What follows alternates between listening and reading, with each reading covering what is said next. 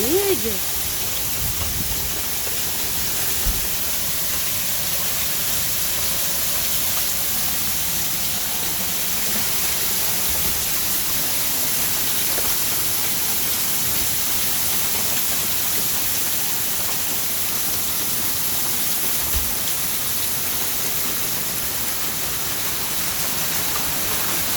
Look at all that hell right there.